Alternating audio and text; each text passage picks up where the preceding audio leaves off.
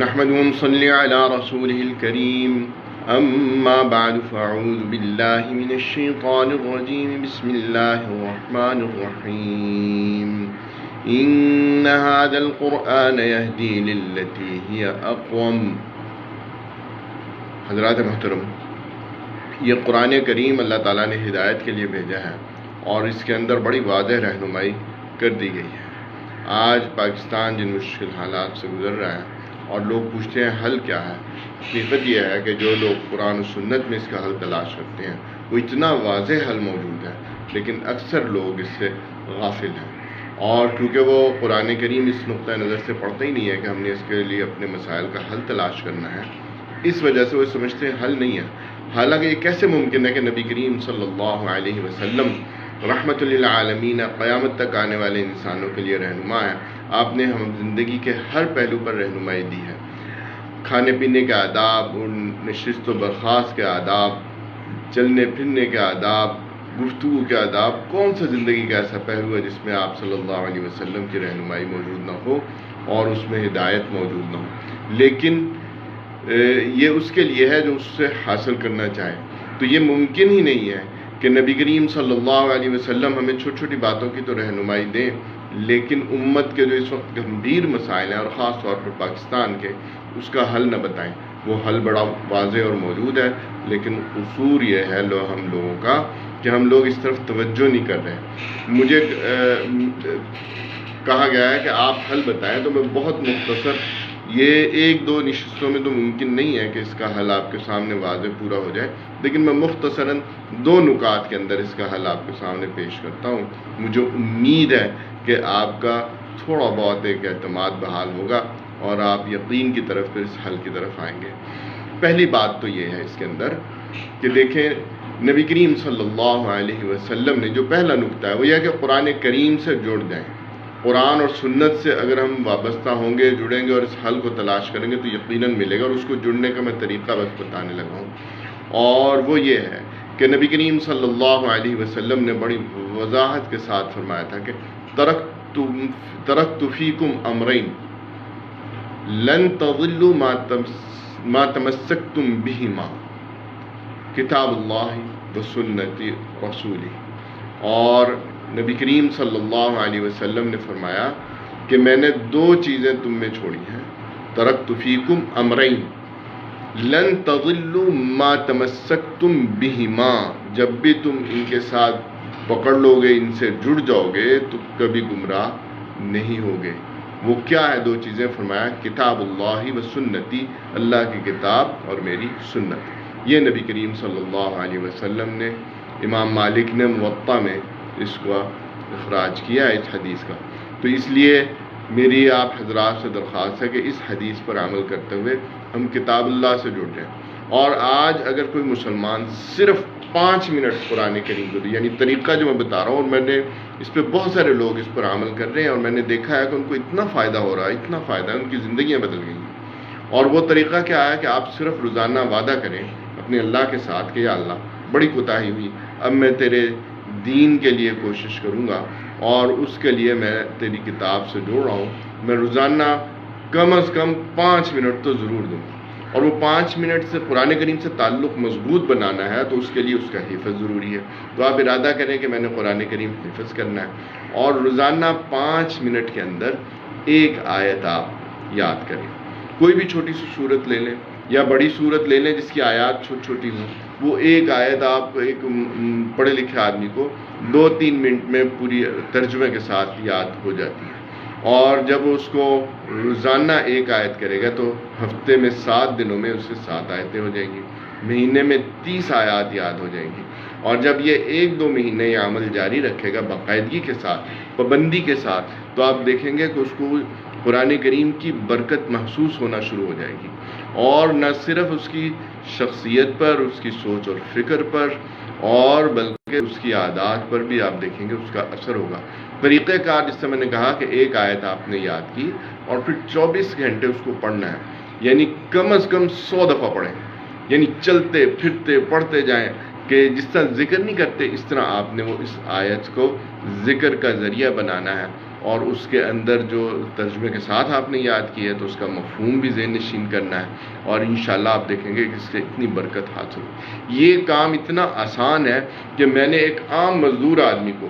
اور بلکہ ایسے لوگ بھی ہیں جو بوڑھے ہو چکے ہیں اور ان کے اب کچھ یاد نہیں رہتا، ان کو بھی جب میں نے اس عمل پہ لگایا، اور بعد ایسے بھی ہیں جو بالکل لکھنا پڑھنا بھی نہیں جانتے، قاعدہ بھی نہیں پڑھا ہوا، ان کو میں نے کہا یہ آیت آپ مجھ سے یاد کر لیں، میں نے انہیں پڑھائی، انہوں نے اس کو یاد کیا، اور پھر انہوں نے کہا کہ یہ سارا دن پڑھنی ہے آپ نے، سارا دن پڑھی، اگلے دن آئے اور وہ آیت یاد ہو گئی، تو بالکل دوسری آیت، چھوٹی سی آیت، ٹھیک ہے، لینی ہے، اور اس طرح ایک سے بڑھ کے دو اس طرح جب وہ آیات یاد کرتے ہیں تو اس طرح قرآن کریم سے اس شخص کا تعلق مضبوط ہو جاتا ہے، اور پھر وہ قرآن کی برکتیں سمیٹنے لگ جاتا ہے۔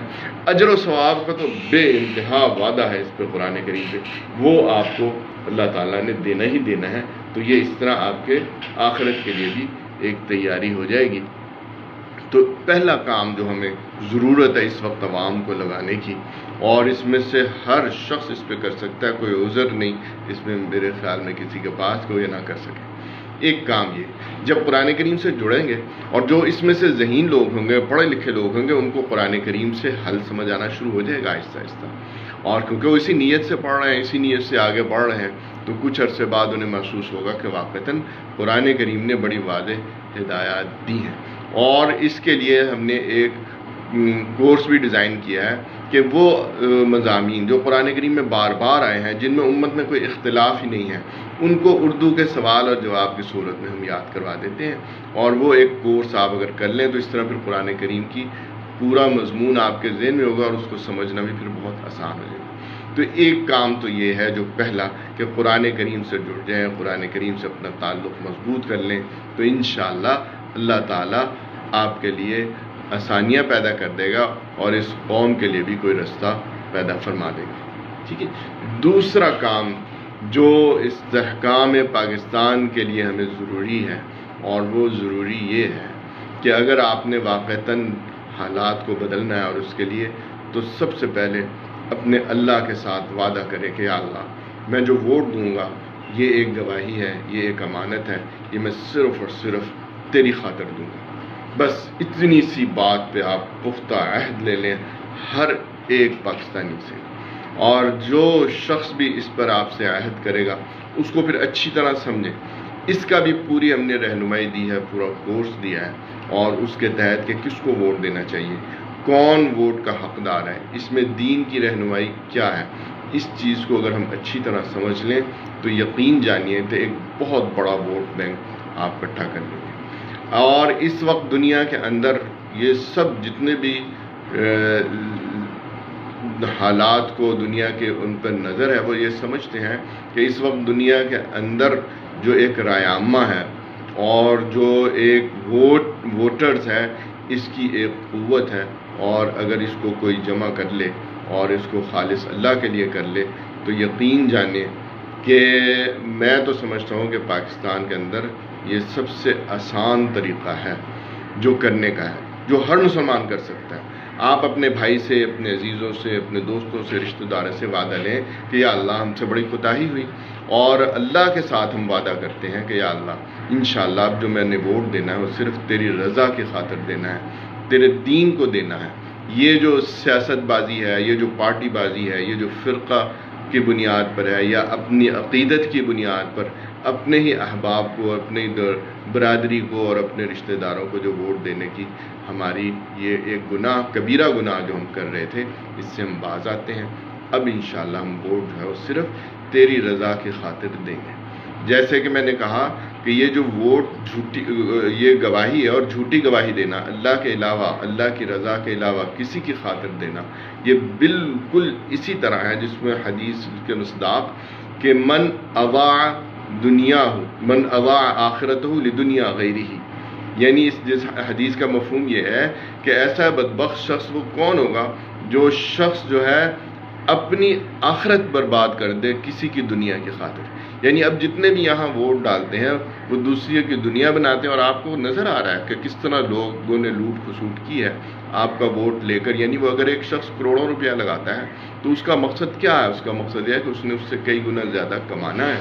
اور یہ اس لیے وہ کروڑوں روپے اپنی کمپین پر اور اپنے ایکشن میں لگاتے ہیں یہ لوگ، ٹھیک ہے؟ تو ان چیزوں سے باز آ جائیں۔ اور یہ گناہ اتنا بڑا کہ اصل در حقیقت پاکستان کے اندر اور پوری دنیا کے اندر اصل میں تو سمجھتا ہوں کہ یہ اللہ تعالیٰ کی ناراضگی کا سبب ہے، جس وجہ سے حالات درستی کی طرف نہیں جا رہے۔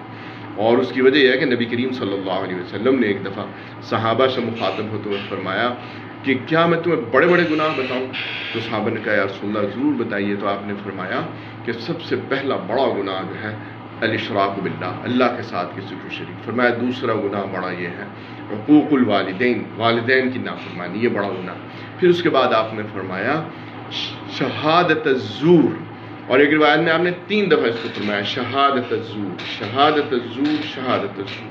اور ایک روایت میں آتا آپ صلی اللہ علیہ وسلم مسلسل یہ فرماتے گئے شہادت الزور، حتیٰ کہ صحابہ نے کہا کہ یا رسول اللہ انشاءاللہ ہم جھوٹی گواہی نہیں دیں گے۔ تو یہ جو جھوٹی گواہی آپ دیتے ہیں اور پھر آپ دیکھیں کتنا آسان عمل ہے کہ آپ نے اپنے اللہ سے وعدہ کیا، عزم کیا اور اس پہ قائم رہے، 5 سال بعد ڈالنا ہے۔ ایک آدمی نماز نہیں پڑھتا، عذر پیش کرتا ہے، اس کو عادت نہیں، تربیت نہیں، تو اس کا یہ، اور مجھے آپ کہیں کہ 10 آدمیوں کو نمازی بنا دوں کہ نہیں، بڑا مشکل ٹاسک ہے آج کے دور کے اندر۔ اس سے بھی مشکل ٹاسک کیا ہے؟ آپ میرے ذمہ لگائیں کہ آپ نے 10 لوگوں کو قرآن سکھا دینا، تو یہ اس سے بھی مشکل ہے۔ تو اس وقت جتنے ہی عمل کر رہے ہیں، میں نہیں کہہ رہا یہ نہیں کرنے، یہ کرنے چاہیے اور یہی بنیاد بنے گی انشاءاللہ۔ لیکن جو سب سے آسان عمل ہے جو ہر مسلمان کر سکتا ہے وہ یہ ہے کہ آپ ووٹر بنائیں، انہیں کہیں کہ نہیں اللہ کے لیے ووٹ دو، میں بھی وعدہ کرتا ہوں تم، اور میرا مقصد کوئی پارٹی نہیں ہے، کوئی گروپ نہیں ہے۔ جب یہ عمل ہم کر لیں گے اور ایک بڑی عوام کو ووٹر بنا کے اس کا ریکارڈ رکھیں گے، ان کی رہنمائی کریں گے، انہیں قرآن و سنت سے پوری یعنی آپ دیکھیں اس میں اتنی واضح رہنمائی ہے، کوئی اختلاف کی گنجائش ہی نہیں رہتی۔ اور جب آدمی کسی پارٹی بازی کو چھوڑ کر صرف اللہ کے لیے یہ کام کرتا ہے تو مجھے پورا یقین ہے کہ اللہ تعالیٰ جب دیکھے گا کہ یہاں کی ساری عوام صرف اور صرف اللہ کی خاطر ووٹ دیتی ہے، اس کے دین کے لیے دیتی ہے، تو اللہ تعالیٰ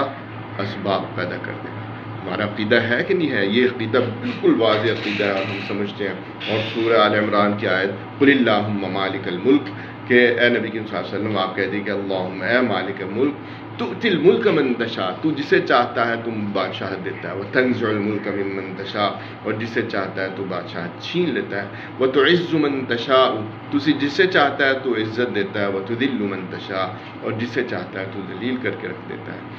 بیدک الخیر، تیرے ہاتھ میں خیر ہے، انک علی کل شیء قدیر، بے شک تو ہر چیز پر قادر ہے۔ یہ ہمارا بنیادی عقیدہ ہے۔ تو جب ہمارا عقیدہ ہے کہ اللہ تعالیٰ کر سکتے، اس وقت جو ملک کے حالات ہیں جس طرح بگڑ رہے ہیں، جس طرح لوگ کو اپنا زوال نظر آ رہا ہے اپنی آنکھوں کے سامنے اور سب بے بس بنے ہوئے ہیں، حقیقت یہ ہے کہ بے بسی کی کوئی بات نہیں ہے۔ یہ اس وقت ہمیں سب کو ان 2 کاموں پہ لگنا ہے، ایک قرآن سے جڑنا اور دوسرا یہ کہ ووٹر بنائے خالص اللہ کے لیے۔ جب اللہ کے لیے ہوگا تو کیا اللہ تعالیٰ جب دیکھے گا کہ یہاں کی عوام کی اکثریت اور میجورٹی جو ہے وہ اللہ تعالیٰ سے محبت کرتے ہیں اور اللہ کے ساتھ اس کیے ہوئے وعدے کو پورا کرتے ہیں، تو اللہ تعالیٰ انشاءاللہ اسباب بھی پیدا کرے گا، قیادت بھی دے گا، ایسی جماعت بھی دے گا جو اس ملک کے نظام کو بدلے گی۔ لیکن اگر آپ جھوٹی گواہی جو اس وقت ہو رہا ہے تو پھر اللہ کے غضب سے ڈریے، اللہ کا عذاب نظر آ رہا ہے کہ یہ جو لوگ اتنے سارے، حتیٰ کہ میں نے دیکھا ہے جو دیندار لوگ جن کو اللہ نے دین کی سمجھ دی ہے، وہ بھی جب ووٹ دیتے ہیں تو وہ دین کو مقصد، دین کا جو ان کا زندگی کا مقصد ہے اس کو بھول جاتے ہیں۔ وہ کہتے ہیں نہیں یہ ہمیں چندہ زیادہ دیتا ہے، یہ مدرسے کو چندہ دیتا ہے، چلے ان کو ووٹ دے دو، یہ پارٹی ہے۔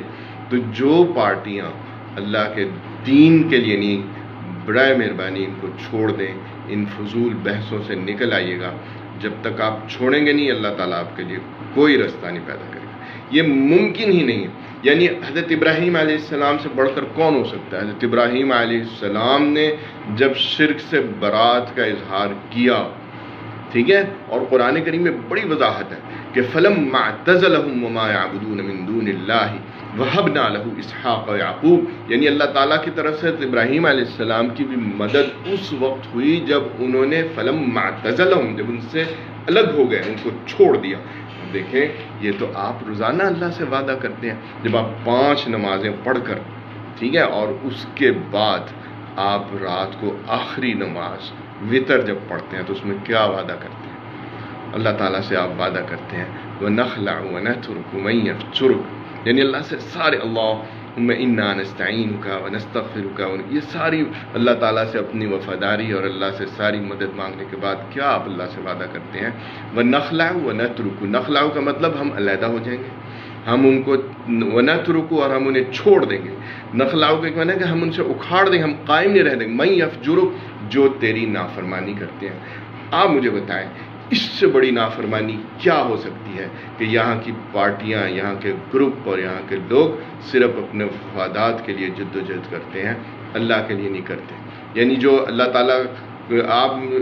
نبی کریم صلی اللہ علیہ وسلم کو اللہ تعالیٰ نے سارے نبیوں میں سے منتخب کیا اور ان کے ذریعے سے انہیں دین دیا، اور نبی کریم صلی اللہ علیہ وسلم نے انتہائی قربانیاں دے کر اس دین کو نافذ کر کے دی، اور آج ہم تک وہ دین پہنچ چکا ہے، اور لیکن ہم کہیں کہ نہیں، ہمیں دین کی جد و جہد نہیں کرنی چاہیے۔ ہم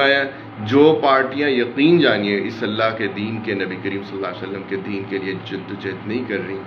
وہ پارٹیاں جو ہیں یقیناً ایک غلط ڈائریکشن میں آپ کو لے جا رہی ہیں، اس کے ذریعے سے نہ آپ کی دنیا ٹھیک ہوگی نہ آخرت ٹھیک ہوگی، ٹھیک ہے؟ اور اس کی شرط